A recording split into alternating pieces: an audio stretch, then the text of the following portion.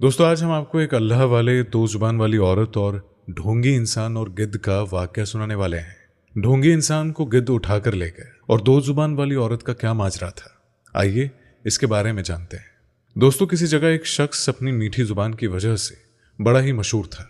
वो नमाज भी पढ़ता था और उसकी अच्छाइयों की वजह से अब वो एक जानी मानी हस्ती बन गया। लोग उसके पास अपने मसले लेकर आते और वो भी अपने आप को बड़ा करने के लिए इस्लाम की बातें करता। उस जगह इस्लाम के बारे में ज्यादा जानने वाला कोई नहीं था, इसीलिए लोग उसकी बात मानते थे। वो हराम काम को भी हलाल करके बताने लगा और लोगों के ईमान के लिए वो खतरा बनता जा रहा था। उस इलाके में एक नेक औरत रहती थी जिसका इस दुनिया में कोई भी नहीं था।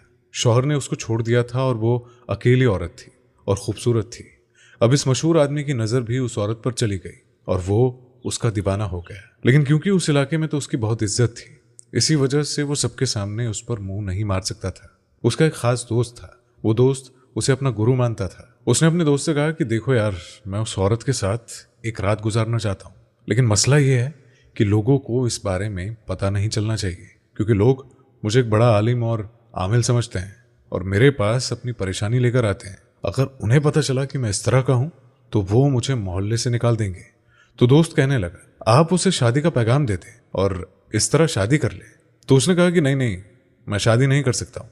मेरी बीवी एक रईस बाप की बेटी है और अगर उसके कानों तक ये बात चली गई तो वो मेरा बेड़ा गर्क कर देगी।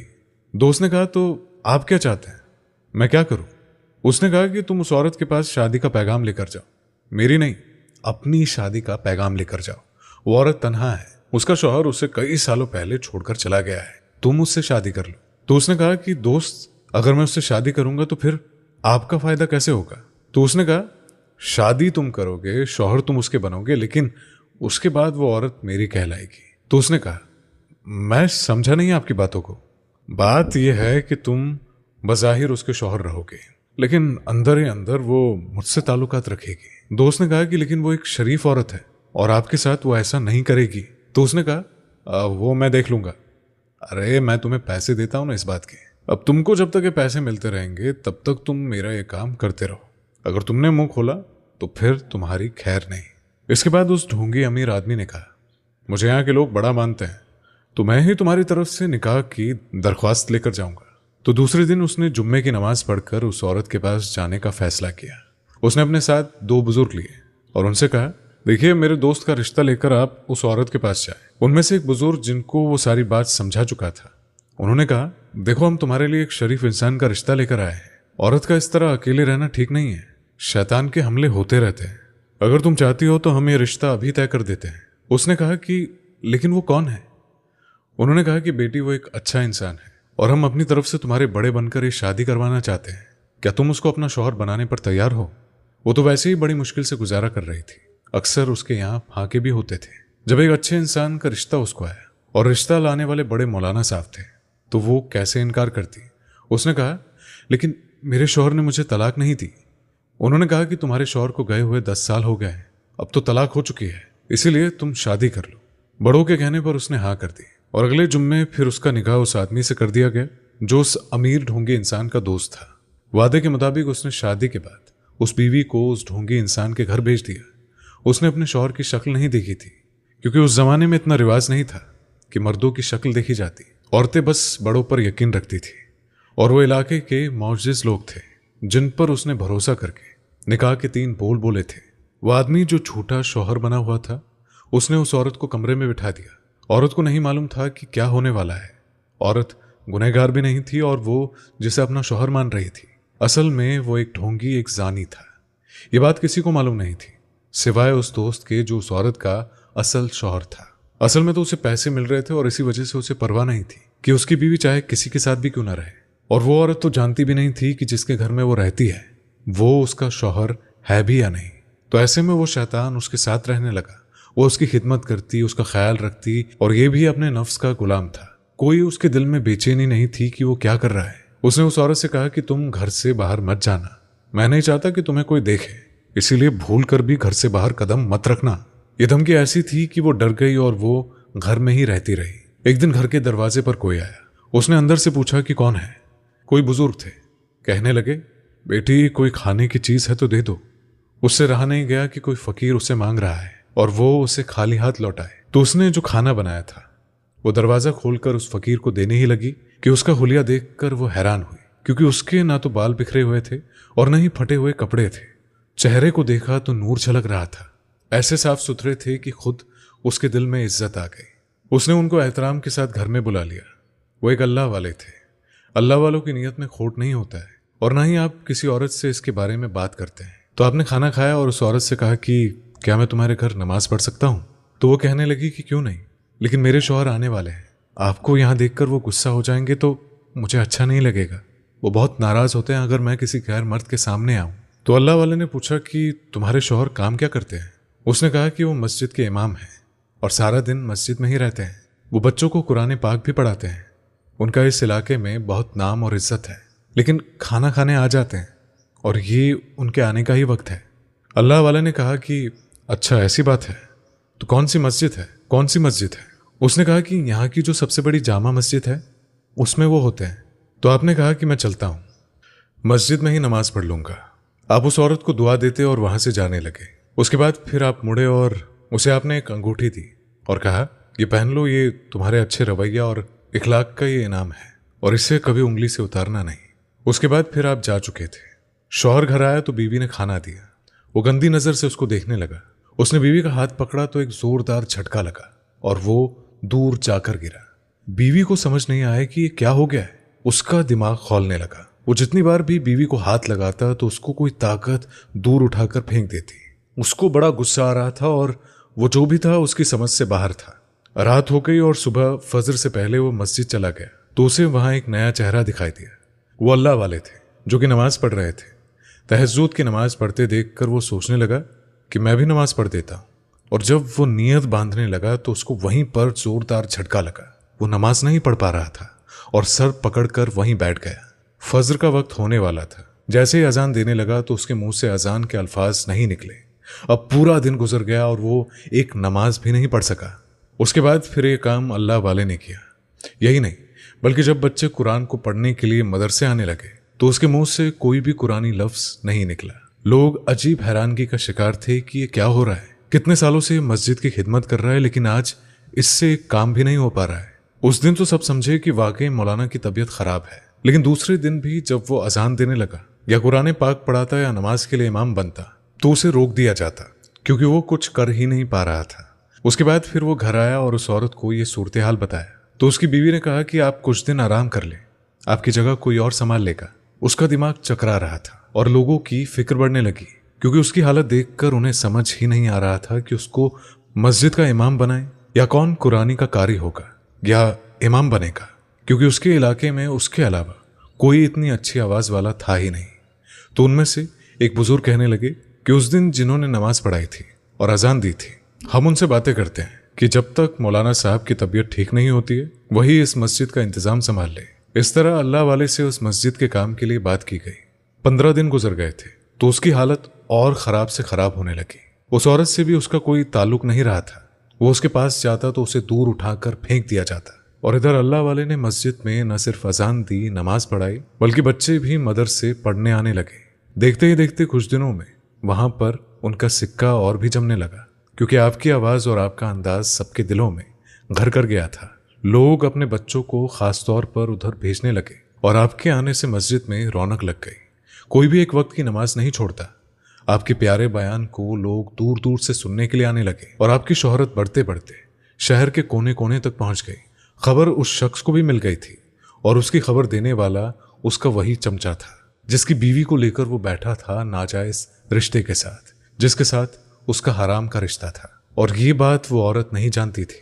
इधर अल्लाह वाले को लोग खूब पैसे दिया करते थे, लेकिन आप इनकार कर देते और कहते नहीं, मुझे इस काम के बदले कोई पैसा नहीं चाहिए। जब तक मुझे हुक्म है तब तक मैं यहाँ पर रहूंगा। जो भी मैं कर रहा हूँ अल्लाह की खुशी और सबकी भलाई के लिए कर रहा हूँ।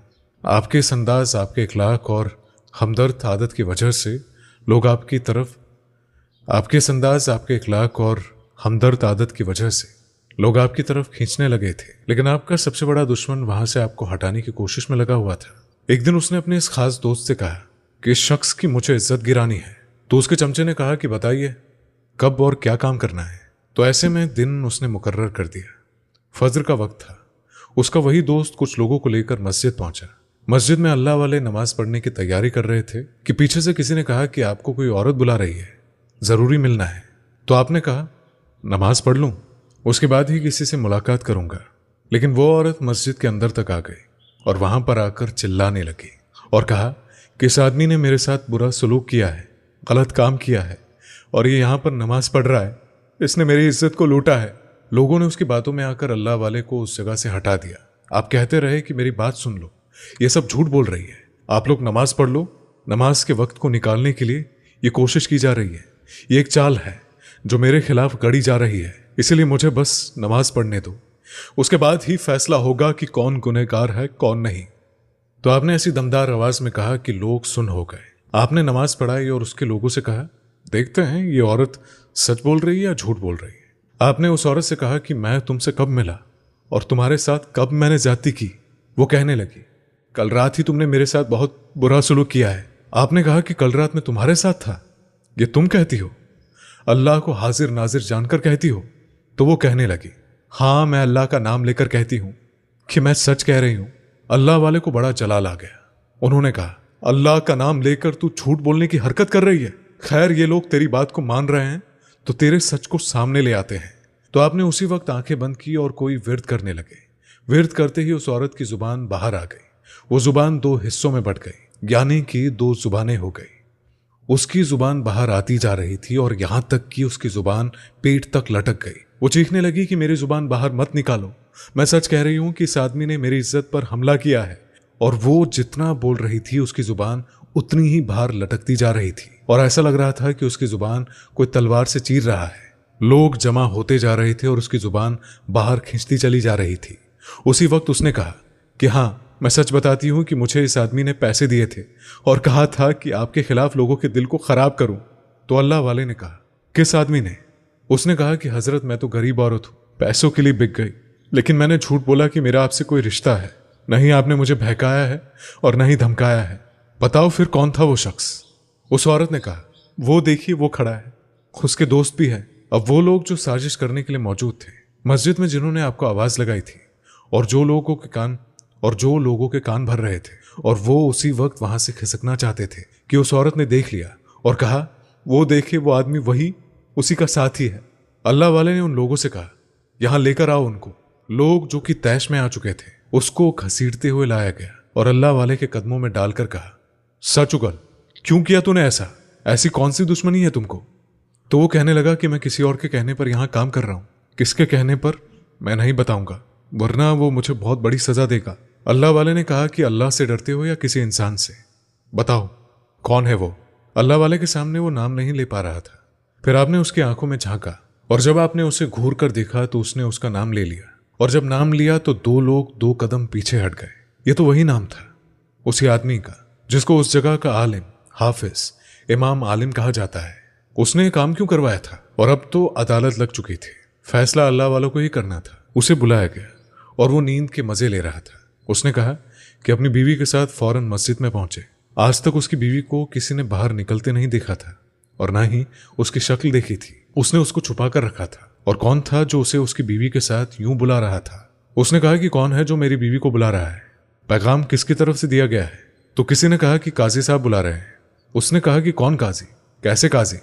अजीब बात थी क्योंकि उसको ये चीज हुक्म के अंदाज में कही गई थी। इसी वजह से उसे मजबूरन बीवी को अपने साथ मस्जिद में लाना पड़ा। वहां पर लोग एक साथ बैठे हुए थे और एक तरफ अल्लाह वाले पुरजलाल चेहरे से उसकी तरफ देख रहे थे। उसने कहा कि कहाँ है काजी? मुझे और मेरी बीवी को क्यों बुलाया गया है? वो सामने जो बैठे हैं वो है काजी। वो हंसने लगा और कहने लगा ये काजी नए नए आए हैं। लोगों ने कहा कि खबरदार, ऐसी बातें मत करो, ये बहुत पहुंचे हुए बुजुर्ग हैं। इनकी गवाही तो यहाँ के मौजिज शरीफ रईस लोग देते हैं। जिन अल्लाह वाले को वो मामूली इंसान समझ रहा था, उनके लिए तो दूसरे शहर के बड़े अमीर रईस लोग आ गए थे। उसने कहा कि मुझे क्यों बुलाया गया है? मेरा यहाँ पर क्या काम है? तेरा नाम लिया गया है। वो औरत उसके सामने आ गई और वो हड़बड़ा गया और कहने लगा मैं नहीं जानता इसे। तू नहीं जानता इसे? सच बता दे, इसका हाल देखो क्या हो रहा है। इसकी जुबान बाहर लटकी हुई थी, 2 हिस्सों में बटी हुई थी, जिससे वो 2 जुबान वाली औरत बन गई थी। उस औरत ने कहा कि मुझे देखो और इबरत हासिल करके बताओ कि तुमने क्यों इन अल्लाह वाले के साथ ऐसा बुरा काम किया। मैं अगर जानती कि ये इतने पहुंचे हुए बुजुर्ग है तो कभी भी तुम्हारे साथ नहीं मिलती, लेकिन वो बार बार झूठ बोलता रहा कि मैं नहीं जानता तुम्हें। तो अल्लाह वाले ने कहा, जिस तरह इसने सच नहीं उगला था और इसका ये हाल हो गया था, और अभी तुझे भी यही मजा चखना पड़ेगा। तो ऐसे में अल्लाह वाले ने आसमान की तरफ देखा और उतने में ही एक गिद्ध उड़ता हुआ वहां आया और उस शख्स को पंजों में जकड़ लिया और कहने लगा, छोड़ो मुझे, जादूगर हो तुम, कोई पहुंचे हुए बुजुर्ग नहीं। लोग डर से खड़े हो गए। अल्लाह वाले ने कहा, मैं जादूगर नहीं हूं, लेकिन तेरे इस गंदे काम पर तेरी बोटियां ही नोच दी जाए तो ये भी कम है। उस गिद्ध ने अपने पंजों के नाखून उसके दोनों कंधों पर गाड़ दिए और वो चीख पड़ा और बोल पड़ा कि हाँ, मैंने इससे शादी नहीं की, इसका शौहर तो कोई और है, मैंने उसका निकाह इससे करवा दिया, लेकिन अपने साथ इसको रखा। और उसके बाद फिर उसने अपनी काली करतूतें बता दी। वो औरत आंसू बहा रही थी कि मेरे साथ इतना बुरा हो गया। अल्लाह वाले ने कहा, बेटी तुमने मुझे पहचाना? उसने जब अल्लाह वाले को नजदीक से देखा तो कहने लगी, हजरत आप वही है ना जो उस दिन मेरे घर आए थे? हाँ बेटी, मैं वही हूँ। तुम्हारे हुस्न इखलाक, अच्छे सलूक की वजह से मैंने तुम्हें दुआ भी दी थी, एक अंगूठी भी दी जो तुम्हारे हाथ में है। उसने अंगूठी देखी तो कहा कि हाँ, मुझे याद आ गया, और बेटा इसी अंगूठी की वजह से ये शैतान तुम्हारे पास नहीं आ सकता था, क्योंकि तुम एक नेक औरत थी और इसने धोखे से तुम्हें अपने साथ रखा था, ये कहकर कि ये तुम्हारा शौहर है। अल्लाह ताला ने तो इसे नापाक किया, लेकिन तुम पाक रही। इसी अंगूठी की वजह से ये तुम्हें हाथ नहीं लगा सकता था। तो उस ढोंगी इंसान ने कहा, अच्छा तो ये सब इसलिए है? अल्लाह वाले ने कहा कि तूने इस्लाम के नाम पर जो बुराई फैलाई थी, जो गंदगी फैलाई, उस गंदगी को साफ करने के लिए हमें यहाँ पर भेजा गया है। अल्लाह के हुक्म से हम इस जगह पर आए और तेरी सारी पोल अल्लाह ने खोल दी।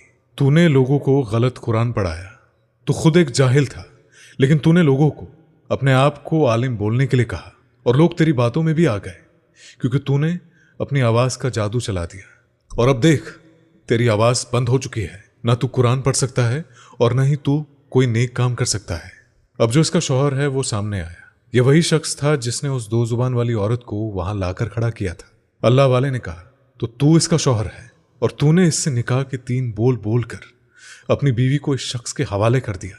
ये तो बेचारी जानती ही नहीं थी कि इसका शौहर कौन है, तो इस पर तो कोई गुनाह नहीं है, लेकिन तुम दोनों को वो सजा दी जाएगी जो तुम दोनों ने कभी सोची भी नहीं होगी।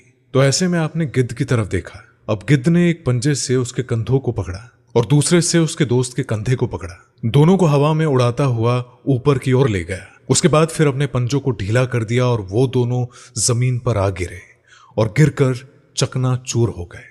उनको देखकर तो लोगों की चीखें निकल चुकी थी कि उनके साथ ये क्या हो गया, और लोगों को इस बात पर मलाल था कि इस्लाम पर इतना घिनौना कारोबार वहां चल रहा था। अल्लाह वाले ने कहा कि आप लोग तो बड़ी उम्र के थे, इस्लाम को जानते भी थे, आपको कैसे पता नहीं चला कि यह शख्स यहाँ के बच्चों को इस्लाम की गलत तालीम दे रहा है, जो खुद एक जानी था, और आप उसको ही अपना उस्ताद मानते रहे? अल्लाह वाले के कहने पर बुजुर्ग बोले कि हम शर्मिंदा है। सच कहा आपने, किसी की ऊपरी बनावट, उसकी आवाज को देखकर उसको अपना उस्ताद नहीं मान लेना चाहिए। इल्म की छोटी बातें करके उसने हम सबको अपने झांसे में ले लिया और हमने खुद अपनी आंखों से उसका अंजाम देखा। उसके बाद अल्लाह वाले ने उस औरत से कहा कि बेटी, तुम्हारे साथ बहुत गलत हो गया है, इसी वजह से अब तुम्हारा निकाह किसी शरीफ इंसान से होगा। अल्लाह वाले ने फिर उन्हीं में से एक शरीफ आदमी को चुना और उसको उसकी बीवी बना दिया गया। उसके बाद फिर आपका काम हो चुका था, आपने उसी नेक शरीफ आदमी को मस्जिद का इमाम बना दिया। उसके बाद फिर वहां से चले गए। इसी वजह से दोस्तों आज की वीडियो में बस इतना ही। अस्सलामु अलैकुम, अल्लाह हाफिज।